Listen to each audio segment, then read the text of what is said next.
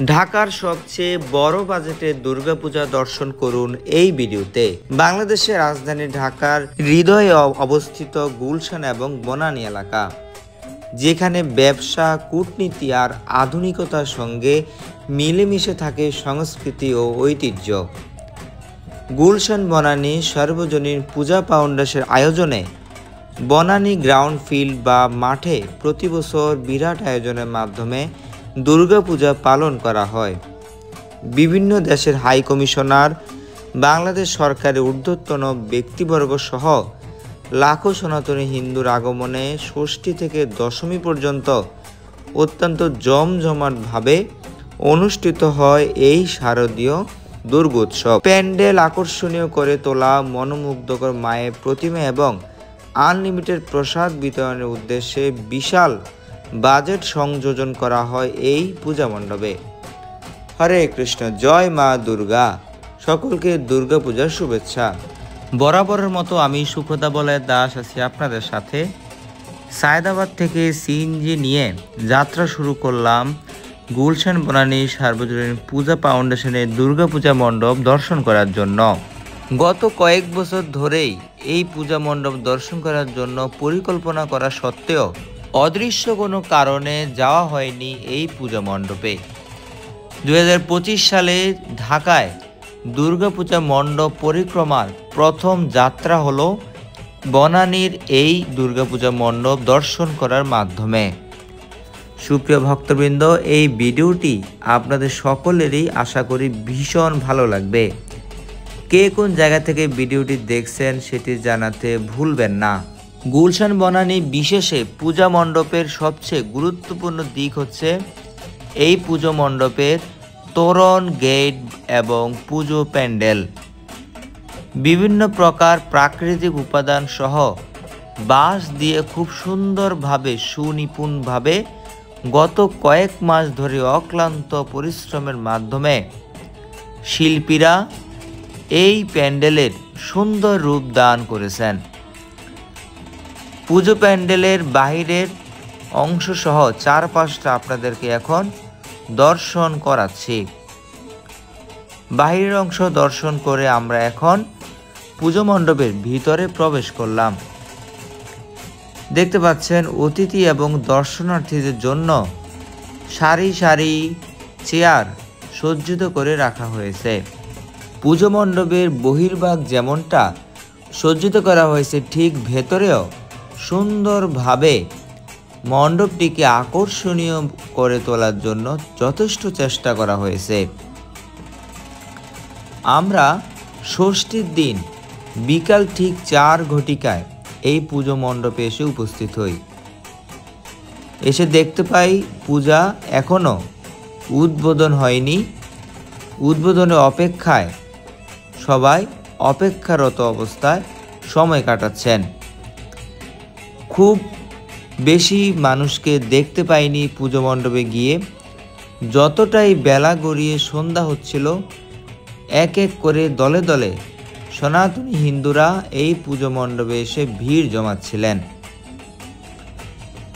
যে চেয়ারগুলি একসাথে জমাট করে রাখা ছিল, সেগুলিকে পুনরায় খুব সুন্দরভাবে সজ্জিত করা হচ্ছে, যাতে দর্শনার্থীরা খুব সহজে এখানে আসন অলঙ্কৃত করে মায়ের এই পূজা উৎসবে অংশগ্রহণ করতে পারে।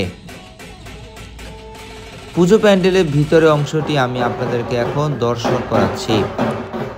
কিছুক্ষণ পরই দুর্গাপূজার অন্যতম অংশ ঢাকের বাদ্য শ্রবণ করছি, সেই সাথে মায়ের শ্রীমুখ দর্শন করছি। যেখানে মায়ের প্রতিমা স্থাপন করা হয়েছে, সেই স্টেজটি এখনও পূর্ণরূপে রূপদান করা হয়নি। বিশেষ করে সেই স্টেজের মাঝে লাইটিং সেটআপ এখনও পরিপূর্ণভাবে সেটআপ করা হয়নি। যেহেতু গত কয়েক বছর ধরেই এই পূজা মণ্ডপ দর্শন করার জন্য অত্যন্ত আকাঙ্ক্ষিত ছিলাম, তাই পরিকল্পনা করি 2025 সালে দুর্গাপূজা উদ্বোধন সহ রাত্রিকালীন দৃশ্য দর্শন করে তারপর ঘরে ফিরে যাব। যেই পরিকল্পনায় সেই কাজ অতঃপর পুজো প্যান্ডেলেই সন্ধ্যা ঘনিয়ে এলো। 6:30 এই দুর্গাপূজা উদ্বোধনের কথা থাকলেও কিছু কারণে সেই পূজা উদ্বোধন শুরু হয় 7টারও অনেক পরে। দেখতে পাচ্ছেন যে লাইটিং সেটআপটি দুর্গা মায়ের প্রতিমার ঠিক মাঝখান বরাবর ছিল, সেটিকে এখন উপরে উঠিয়ে দেওয়া হলো। প্রায় 3 ঘন্টা পর মায়ের শ্রীমুখ পূর্ণাঙ্গভাবে দর্শন করার সুযোগ লাভ করে আপনাদের মাঝে এখন একটু একটু করে বিশেষ এই পূজা মণ্ডপের মায়ের শ্রীমুখ তুলে ধরতে চেষ্টা করব। পুজো প্যান্ডেলের পাশাপাশি বনানী গুলশানে এই দুর্গাপূজা মণ্ডপের সবচেয়ে আকর্ষণীয় দিক হচ্ছে এই পূজা মণ্ডপের মায়ের প্রতিমা।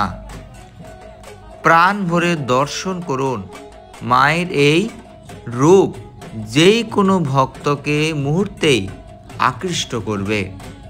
বর্তমানে লাইটিং সহ এই পুজো প্যান্ডেলে প্রায় 100% কর্মকাণ্ড সম্পূর্ণ হয়েছে, যার কারণে সম্পূর্ণ পুজো প্যান্ডেলটি আলোয় আলোয় আলোকিত হয়ে উঠেছে।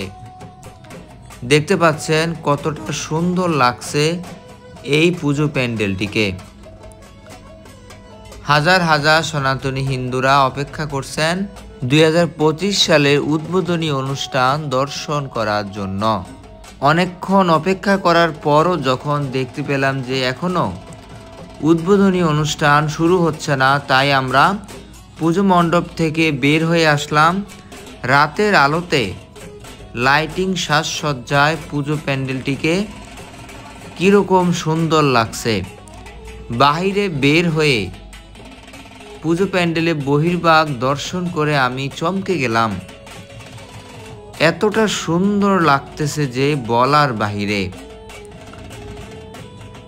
পুজো প্যান্ডেলের বাহিরে চারদিকের সম্পূর্ণ অংশ আপনাদেরকে এখন দর্শন করাচ্ছি। দেখতে পাচ্ছেন কতটা অপূর্ব লাগছে। প্রতিটি পয়েন্টে পয়েন্টে এমনভাবে আলোকসজ্জা প্রতিস্থাপন করা হয়েছে যে দূর থেকে এই তোরণটি বা গেটটিকে খুবই সুন্দর লাগছে। আমরা পুনরায় উদ্বোধনী অনুষ্ঠান দর্শন করার জন্য পুজো প্যান্ডেলের ভেতরে প্রবেশ করছি। মায়েরা শঙ্খধ্বনির মাধ্যমে আজকের এই অনুষ্ঠান শুভ আরম্ভ করলেন। প্রদীপ প্রজ্বলন, মায়ের উদ্দেশ্যে বিভিন্ন সঙ্গীত পরিবেশনা এবং আরও কিছু কর্মযজ্ঞের মাধ্যমে রাজধানী ঢাকার বিখ্যাত এই গুলশান বনানী পূজা মণ্ডপে দুর্গাপূজা উৎসবের শুভ আরম্ভ হয়ে গেল। ষষ্ঠীর দিনে যদি পূজা মণ্ডপটি কানায় কানায় পরিপূর্ণ থাকে, তাহলে ভাবুন দশমী পর্যন্ত কত কত ভক্ত এখানে আগমন করবেন। আপনারা যারা এই পুজো মণ্ডপটি দর্শন করতে চান তাদের উদ্দেশ্যে আমরা সংক্ষিপ্তভাবে রোড ম্যাপ প্রদান করছি। আপনি যদি সায়দাবাদ কিংবা যাত্রাবাড়ি থেকে আসতে চান তাহলে বলাকা বাসে করে আপনি বনানী বা কাকলি নেমে তারপর খুব সহজেই বনানী গ্রাউন্ড ফিল্ডে আয়োজিত এই দুর্গাপূজা মণ্ডপ দর্শন করতে পারবেন।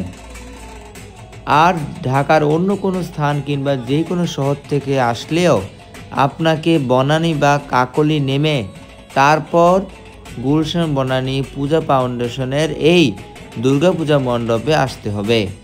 ঢাকার যে কোনো স্থান থেকে আপনি সিএনজির মাধ্যমে খুব সহজেই এই পূজা মণ্ডপে আসতে পারবেন। সুপ্রিয় ভক্তবৃন্দ, দেখতে পাচ্ছেন কি সুন্দরভাবে আরতি এবং নৃত্য পরিবেশন করা হচ্ছে। অপূর্ব এই পরিবেশনা দর্শন করার জন্য আরও কিছু সময় পুজো মণ্ডপে অবস্থান করি। এরপর আস্তে আস্তে করে পুজো মণ্ডপ থেকে বের হয়ে পুনরায় যাত্রা করি গৃহের উদ্দেশ্যে। সুপ্রিয় ভক্তবৃন্দ, গুলশান বনানী পূজা ফাউন্ডেশনে এই দুর্গাপূজার অন্যতম আকর্ষণীয় দিক হচ্ছে আনলিমিটেড মহাপ্রসাদ, অর্থাৎ সপ্তমী থেকে দশমী পর্যন্ত এই দুর্গাপূজা মণ্ডপে আগত সকল দর্শনার্থী এবং ভক্তবৃন্দের মাঝে সুস্বাদু মহাপ্রসাদ বিতরণ করা হয়। আপনারা যারা ভিডিওটি দেখছেন চেষ্টা করবেন এই দুর্গাপূজা মণ্ডপ দর্শন করার জন্য, বিশেষ করে মায়ের শ্রীমুখটি দর্শন করতে চেষ্টা করবেন। পুজো মণ্ডপের বাইরে বিভিন্ন প্রকার দোকান এবং বিভিন্ন স্টল সাজিয়ে এক মেলার আয়োজন করা হয়েছে। বিভিন্ন ব্র্যান্ড তাদের কর্মকর্তা কর্মচারী সহ এই মেলায় অংশগ্রহণ করেছেন। সুপ্রিয় ভক্তবৃন্দ, আশা করি এই ভিডিওটি আপনাদের ভীষণ ভালো লেগেছে। দেখা হবে অন্য ভিডিওতে। কে কোন জায়গা থেকে ভিডিওটি দেখছেন সেটি জানাতে ভুলবেন না এবং ভিডিওটি কেমন লেগেছে সেটিও জানাতে ভুলবেন না। আমি সুখদা বলয় দাস এই মুহূর্তে আপনাদের কাছ থেকে বিদায় নিচ্ছি। হরে কৃষ্ণ। সকলে ভালো থাকুন। চ্যানেলে নতুন হয়ে থাকলে চ্যানেলটিকে সাবস্ক্রাইব করে আমাদের পাশে থাকুন, যাতে করে ঘরে বসেই এইরকম পুজো উৎসব থেকে শুরু করে বিভিন্ন ধর্মীয় অনুষ্ঠান দর্শন করতে পারেন। হরে কৃষ্ণ। জয় মা দুর্গা। জয় শ্রীল প্রভুপাদ।